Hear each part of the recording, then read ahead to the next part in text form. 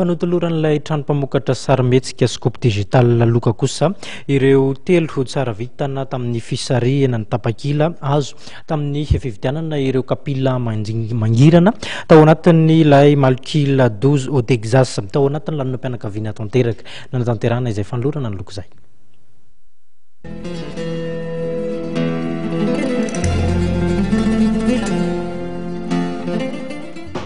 Nitateran'ilay trano mpamokatra horonan-tsary malagasy scope digital ny talata 24 ny volana aprily lasa teo ny fanoloranareo loka telo ho andreo tsara vitana tamin'ny fisarihanareo tapakila azo tamin'ny fividianana DVD sy VCD Malok'Ila 12 au Texas.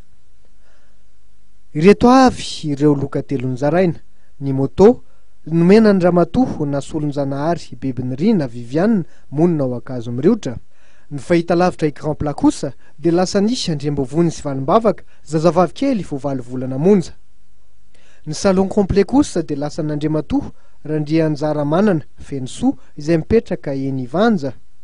Nambaram-pitatana ny orinasa scope digital ramatoa aingo razafy mandimby fa mbola ho avy ny fisarihana ny loka tamin'ny fividianana ny 104 sy Malok'Ila 13 mai ary manome fotoana sahady ny mpakafy amin'ny fivoahan'ny toy ny tantara 104 ny scope digital afaka fotoana fohy. Manapetra ny fotoanantsika topokilasy topoko vavy ny farany eto araka izany ny fampalalamba avao isorana feno ianao nanaraka izany hatramin'ny farany ho amin'ny rapitsondray ny fotoana manaraka veloma tompoko.